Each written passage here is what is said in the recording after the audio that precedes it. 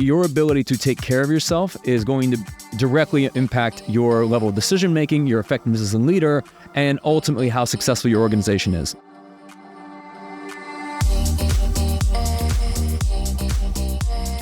I'm Michael Mogill, founder and CEO of Crisp, the nation's #1 law firm growth company. I've built my business through practice, not theory. Crisp started with just $500 to my name and has grown to over 8 figures in revenue over the last few years, earning a spot on the Inc. 500 list of the fastest growing private companies in America.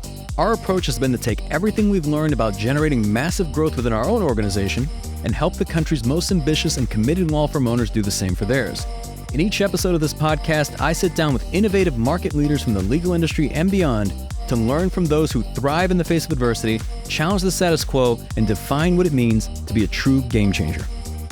This is Jessica, head of coaching strategy at Crisp, and today we're flipping the script for another special edition episode to get Michael's take on why taking care of yourself is crucial for long-term success as a leader, how to create an environment that supports healthy habits, and why physical and mental fitness can be the ultimate display of personal achievement. When you see somebody who is, let's say, in their 30s, 40s, 50s, 60s, and they are physically and mentally fit, that to me is the ultimate flex. It's not a Ferrari or a Lamborghini or any of this bullshit. If I see somebody who is like physically and mentally fit, that is such a flex because you can't buy it. You have to earn it. That's what's coming up on the Game Changing Attorney podcast.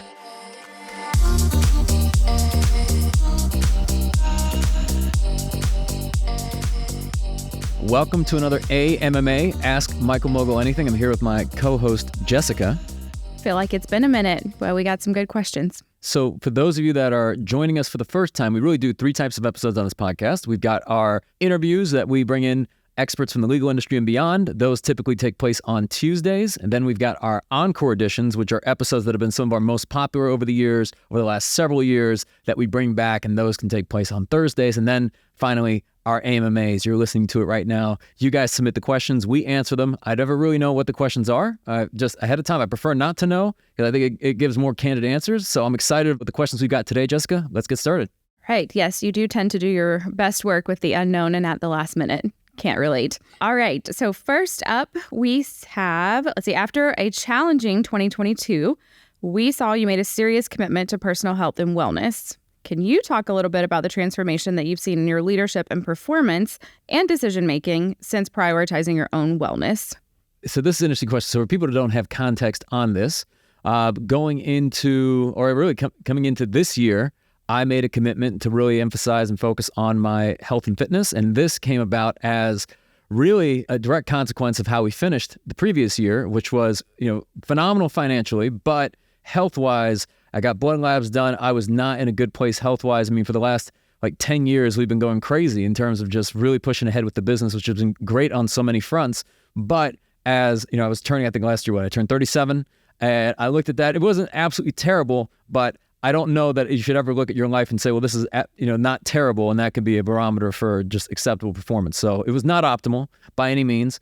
And, around that time, I think in many ways, this is a privilege of solving certain challenges. If you solve a financial challenge, you solve the business challenge, let's say money does not become the most important thing. What I've seen with a lot of business leaders is that once they solve the money problem, then they start to gravitate towards, let me focus on my health and wellness and longevity. To a degree, this could be a very unrelatable podcast to some people because they will look at this as a luxury. But what I've learned, first and foremost, is that your ability to take care of yourself is going to directly impact your level of decision making, your effectiveness as a leader, and ultimately how successful your organization is. And I used to not really understand that. I thought I could just work hard. Doesn't matter if I'm stressed out. Doesn't matter if I am taking care of myself physically and mentally. The business will still press on. But as I look today, when I look at a lot of leaders that I respect and a lot of organizations that I respect, one of the things that I can appreciate about them the most is their level of longevity and their ability to sustain a certain level of high performance over years at a time. So growing a business is very much a marathon and not so much a sprint. And I've seen a lot of business leaders that start strong and then they hit a point of either burnout or exhaustion, and they're not able to maintain the same level of performance that got them to where they are today. So they kind of exist for the years that come. They're kind of deflated. You could see the soul sucked out of them. I mean, they're going through the motions, and they wonder, why is my business not growing? Why am I not engaged? Why am I not excited? So for me, the thought, especially at the end of 2022, I spent a lot of time thinking about how do I set myself up in a way where I want to do this forever, and then I can remain excited, and then I can remain engaged, and that our best days are always going to be ahead of us and not behind us. So I think that was really the catalyst behind a lot of that transformation. I also had a lot of colleagues of mine that were middle-aged, and they were struggling. They were getting diagnosed with different types of health issues, and they were not able to be active and engaged with their families. They had a lot of regrets. It's like the expression is that the person that's healthy has a million wishes, and the one who's unhealthy only has one. I looked at that and I said, well, how do I learn from this and start being proactive health-wise? Also, at the beginning of last year of 2022, I went on a sabbatical. So not a lot of people know about this. And Jessica, this is very much as a thank you to you. I had always had this dream, this goal of like one day going off into the wilderness or wherever and just disappearing for a month straight, cutting off from just society, internet, social media, and bringing all the books that we buy on Amazon that we don't always read immediately, and then bringing a journal and just being there and just being at peace. And I was fortunate to be able to do that. I learned a lot through that experience. I was able to really focus on my health. I was able to focus on just journaling and all, reading and just really thinking, which kind of set out the goals for the start of last year. While I was on that sabbatical, I kind of laid out the goals for the next 3 to 5 years over CRISP. And a lot of the things that we would go on to do, even like the big summit that we did last year at Mercedes-Benz Stadium, came as a result of certain decisions that I made while I was on the sabbatical. But then you get back from the sabbatical, and as restored as you are, you get right back into what you were doing, and the speed and the velocity of what you've got going on, and the phone's ringing, you had emails and Slacks and everything coming in, and all that progress that you make, whether you go on vacation or whether you go on a month-long sabbatical, like all that progress was undone. So the thought at the end of last year was like, well, what if I didn't have to go on a sabbatical every 10 years to restore myself? What if I could just live in a state of existence where, one, I didn't have to go on a sabbatical, but I could have the sabbatical life all the time?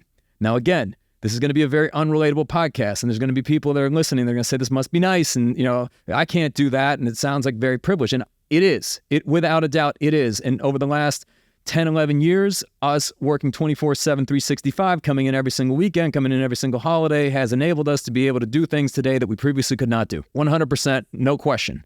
And by the way, everything I'm about to talk about does not work if you don't have a great team in place, if you don't have great leaders in place, and if you don't have people that are capable of being able to lead and grow your organization day in and day out. You can't just disappear, come back, and expect for the organization to grow. Okay, that's kind of the caveat. So to answer your question in the most long-winded way, I made the decision that at the end of last year, we're laying out certain non-negotiables that, number one, I didn't want to take any meetings until noon. So I wanted to be able to come in and, my first meetings, anything that I needed to do would be at noon, which meant that from the morning when I would wake up until noon, that would be time for me. And that could be time for things like, I don't really love the term self-care, but things relating to health, fitness, taking our daughter to school, like all the things that I wanted to be able to do and focus on myself, and then, dealing with everything at the office. So that was number one. Also, being able to block out that time meant that we would give certain people levels of autonomy and allow, our leaders to be able to function autonomously. Basically, we fast forward now 6 months of doing this. First, I felt tremendously guilty. How could I come in at this hour, right? I was used to coming in, like being the first one in. You come in, it's like 7 a.m. Now you're coming in at noon. So your work week in some ways is shorter because I would still finish around like 6 o'clock. But we fast forward 6 months. We had our best first quarter. We had our best second quarter in the history of the company. We're doing better than ever, and it's amazing. So there's a lot of things that I attribute that to. Just getting out of the way is one.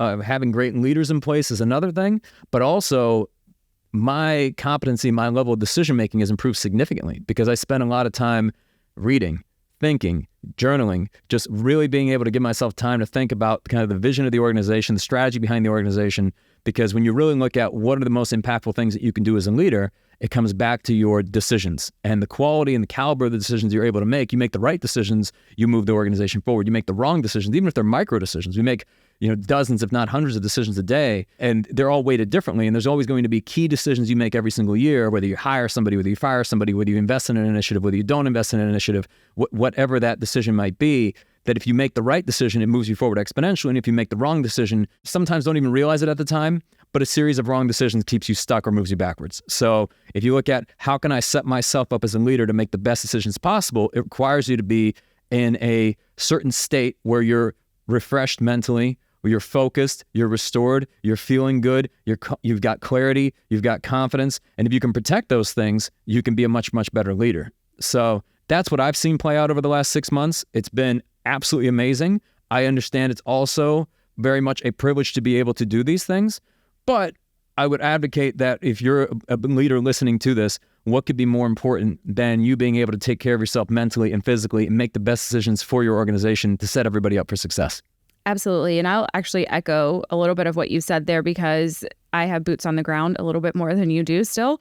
And we actually joke that, we prefer Sabbatical over, 2022 Like, you actually are a much better leader because of this. And the guilt part of it and everything, it's like, I've actually told you this before, but like, I'm so grateful for those first 8-10 years that we did do what we did, and we were 24/7, 365. But now that we have kids, we're able to like have the fruits of that labor now. 100%. Well, it's like you have to think about, what are you working towards?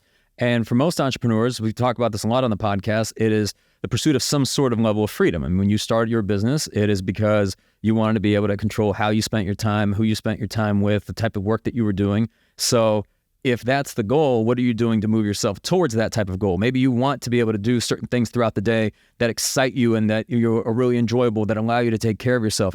The option shouldn't be that you're doing all the things you don't enjoy doing constantly, and that never changes. Yes, there's going to be an inevitable, certain chapters that require you to be able to do things because either you don't have the support you need or you haven't figured something out, whatever that is.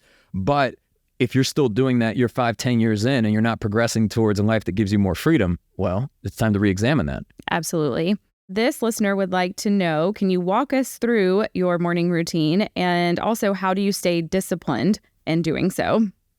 All right, I'll do this. But for those listening, and I know this will be even shared out of context, that I already know what the comments are going to be. Must be nice. I wish I could spend, X amount of hours doing those specific things, but some of us have to work and some of us have to do X, Y, Z. And I will tell you that I used to think the same thing too, but it's just simply not true. And I'll explain why. Like, yes, for me, it is a privilege to not be able to take meetings until noon, but there's not any requirement that would prevent me from doing all the things that I'm doing if that were not the case. You could still do all those things. So I'll share what my routine is. This is just what works for me. I'm not advocating this for anybody else. I'm not trying to get into a debate with anybody in terms of what works and what doesn't work. The question is, what is my routine? I found it beneficial to me. I've tested things a number of different ways. I encourage people to figure out what works best for them. So for me, there's several components, and I look at it really from the standpoint of, you've got rest.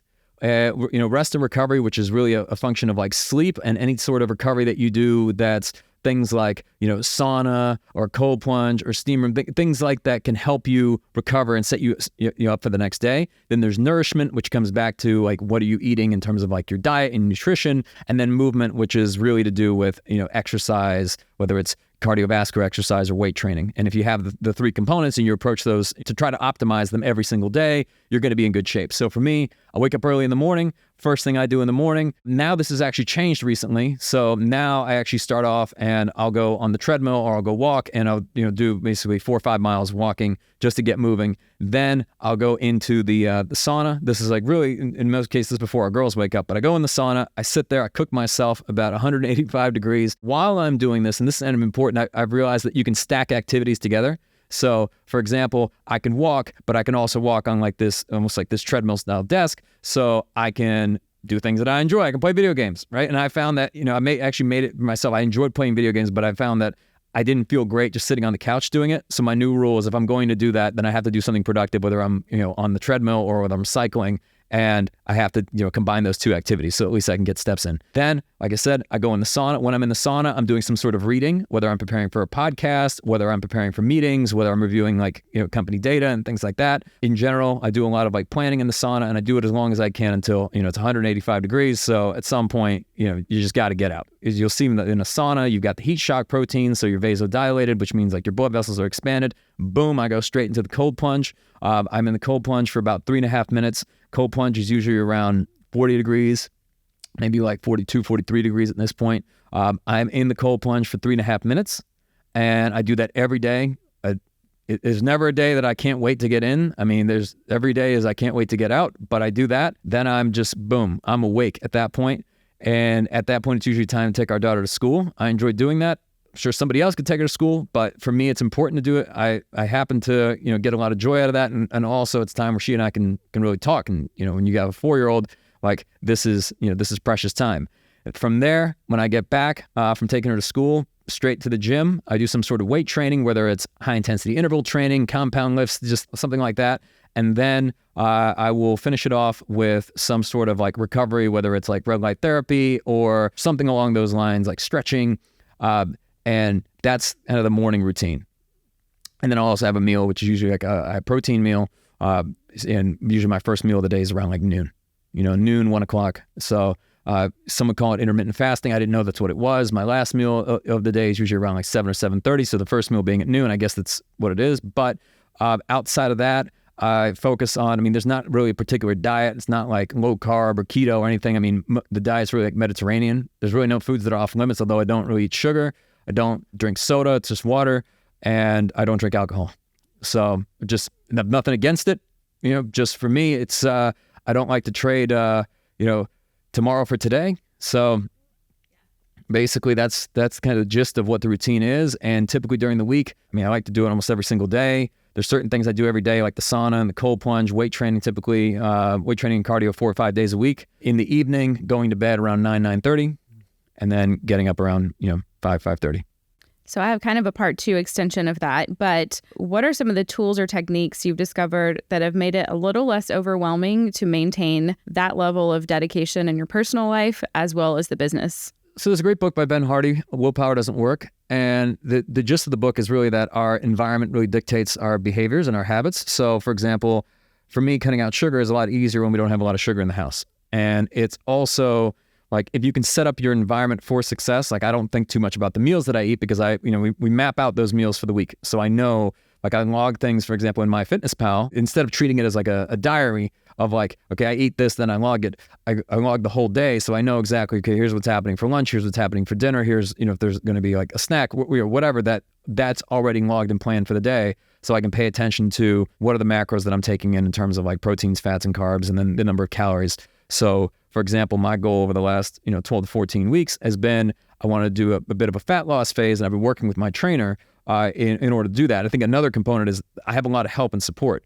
So I do want to mention that. I've got a great trainer that helps me with workouts. We have a chef. I have a longevity doctor that also helps me on that front when we do quarterly blood labs and being able to get just feedback on where certain levels are in terms of being able to better optimize for that. That helps. And again, like I said, I probably can't say it enough times. This will be an unrelatable podcast to many.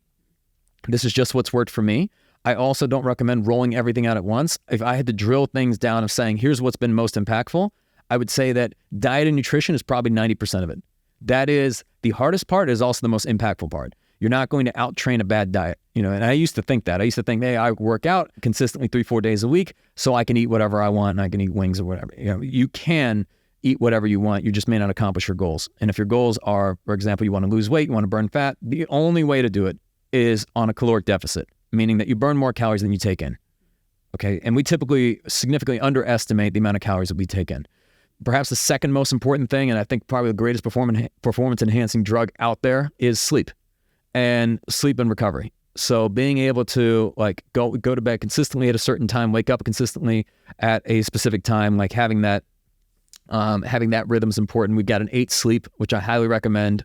We've had their CEO on the podcast, but 8 Sleep is an awesome mattress that does a lot of like thermoregulation and it just gives you a lot of great data. It's what's worked for me. I know you like it too. I know you like the 8 Sleep. Yes. So there's that. And then the third component is doing some sort of like resistance weight training. And that's important, not just because you want to build muscle, but more importantly for longevity. I think one of the greatest things that like limits longevity when you see people, especially as you get middle-aged, is, fractures and like hip fractures, knee fractures, leg fractures. And it's because the bones are not as strong. So being able to consistently do some sort of resistance training is very important, especially as we age. There's a lot of great content out there from Dr. Peter Attia, Dr. Andrew Huberman, Andy Galpin. They've got great podcasts. Peter Attia has a great book that came out recently. It's called Outlive.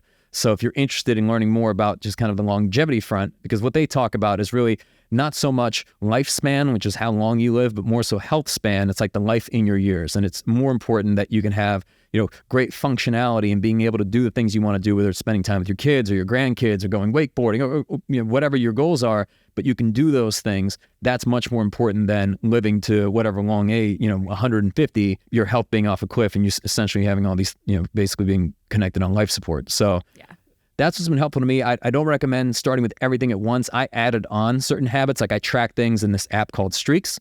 I also I track steps in an app called Steps app. I mean, it's not super sophisticated. I journal every day with an app called 5-Minute Journal. I've been doing that for years. But the most important thing is like when I wake up early, it's before typically anybody else has woken up. So it's like that's your time. It's a lot easier to start a habit then. And then, like I said, the most important things are going to be nutrition, sleep, and then some sort of resistance training. All the other things are going to be ancillary. Like if you don't have a sauna, you don't have to do a sauna. I found it helpful. There have been studies that have shown that 20 to 30 minutes a week in the sauna at 165, maybe 170 degrees or more brings about a reduction in all-cause mortality by like 30 to 40%. Yeah. So there's like extreme benefits there. In terms of a cold plunge, there's benefits there in upregulating dopamine, the recovery benefits. There's going to be, I think, a lot of mental benefits to doing something that you don't want to do first thing in the morning. So that's been helpful to me. I like it. I feel great doing it. I think it's important to figure out what types of things are, make sense for you if you're listening. But before you start, dialing in on like supplements and all, these things and saying, well, I should do red light therapy and I want to do a sauna, I want to do a cold plunge. I would make sure that you've got your nutrition dialed in, you've got sleep dialed in, and you're doing some sort of resistance training. Because if you don't have those three dialed in, you don't have the fundamentals, then the other things they're just incremental. They're not going to make an exponential impact. Totally. And I feel like you could talk about this forever. And I hope everyone listens to this and in context, but that's literally the biggest question I get from any client all the time is tell me more about Michael's routine. So yeah, they see it. I mean, look, I'm down at this point since the start of the year, almost 30 pounds. And that was, if you saw me at the end of last year, you wouldn't say, hey, I think this guy needs to lose 30 pounds. So that wasn't like the main thing. Although I did set a goal this year, the oldest I've ever been, like, pretty much everybody listening, we're the oldest we've ever been. And I say, well, what if I could get in the best shape of my life? This would be great. Like to be in better shape than I was in college or any time before that. Also, I've read this interesting statistic. I know people are already going to roll their eyes, but I don't even know if this is true. But I read some sort of study that said that there are more, I don't even know if it was a study, it was some article. So like if you fact check, this is probably wrong, but this was enough for me to... The impetus behind a lot of like just moving forward and setting a goal. It was that there are more millionaires, adults in America than there are adults with six packs. And when you look at that and you think, okay, how difficult is it to become a millionaire? How difficult is it to have a six pack as an adult? And how difficult is it to be both, right? To be the uncommon amongst the uncommon. So I said, what about if I got a six pack this year? So that was a target for me. And it wasn't, through any pressure from you, I think it was fine. So it wasn't even so much about the weight loss. It was really about getting my labs to a certain point. When I look at like blood labs and VO2 max and body fat percentage and visceral fat and like just all the different biomarkers that can tell you whether you're healthy or not and to be able to have a great health span, that was the most important thing to me. Everything else really has come as a byproduct of that. But when you look good and you feel good and you've got clarity and you're making better decisions and the business is growing, it's like, well, okay, maybe there's, maybe we're on to something here. I think sometimes we as leaders pride ourselves in terms of our financial success, but I can tell you that perhaps one, you'd be more financially successful if you're also taking care of yourself mentally and physically. And two, I think it's really important that the in matches the out, meaning that like the way you are in terms of your health is also matching the way you outwardly project yourself. Because if you want to be a successful leader and a CEO, when I see somebody who gets winded going up a flight of stairs, when they're exhausted, when they're eating, just fast food all day, I think if you had a high performing sports car, you wouldn't put regular fuel in it. Right? You just wouldn't do that. And if you had, let's say, a house that you had to live in for the next 50, 60, 70 years, how would you take care of that house? And you get one body. The other thing I think is really interesting is that when you see somebody who is, let's say, in their 30s, 40s, 50s, 60s, and they are physically and mentally fit, that to me is the ultimate flex. It's not a Ferrari or a Lamborghini or any of this bullshit. If I see somebody who is like physically and mentally fit, woo, that is such a flex. Like, because you can't buy it. You cannot buy that. You have to earn it. Totally. Awesome. Well, that is all we've got time for today. So thank you all for joining AMMA. There you go. You've been listening to the Game Changing Attorney podcast with Michael Mogill. If you found this episode valuable, here are 3 free ways that we can help you grow your law firm. Download the first chapter of Michael's book at gamechangingattorney.com. Shoot Michael a text at 404-531-7691 and ask him any question you'd like. You might just hear the answer on the next episode. And finally, leave this podcast a 5-star review so we can gain access to more influential thought leaders and bring their lessons learned here to you. For more information on this episode, see the show notes in your podcast app or visit legalpodcast.com.